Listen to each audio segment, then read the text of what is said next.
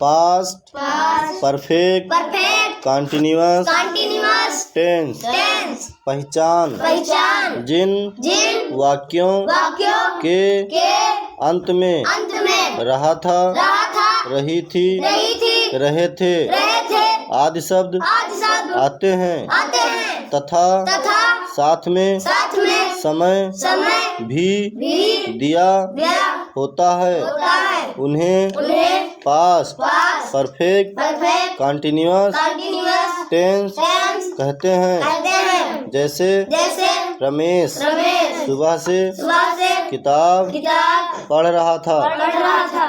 Ramesh Ramesh had had been been reading reading book book since since morning। morning।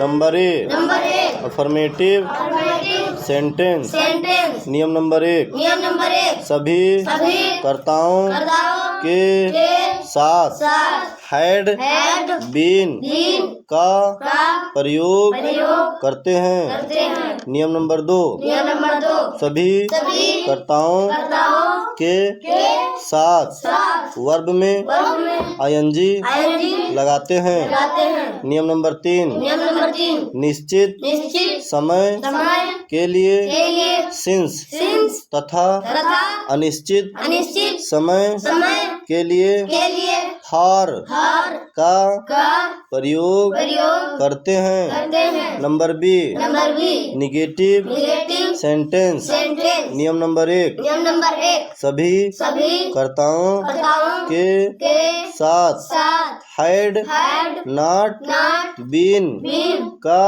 का प्रयोग प्रयोग करते हैं। करते हैं। Number C, number C interrogative interrogative sentence. Sentence. नियम नंबर 1, नियम नंबर 1 जब जब वाक्य वाक्य क्या से क्या से शुरू शुरू होता है होता है तो तो उसके उसके स्थान पर स्थान पर हैड had सबसे सबसे पहले पहले लिखते हैं। लिखते हैं। नियम नंबर 2, नियम नंबर 2 जब जब वाक्य के वाक्य के बीच में बीच में क्या, क्या, कब, कब, कहाँ, कहाँ, कैसे कैसे आदि आदि शब्द शब्द आता है आता है तो तो उसकी अंग्रेजी उसकी अंग्रेजी सबसे सबसे पहले पहले लिखते हैं। लिखते हैं। जैसे जैसे क्या, क्या, राम राम सुबह से सुबह से पत्र पत्र पढ़ रहा था। पढ़ रहा था।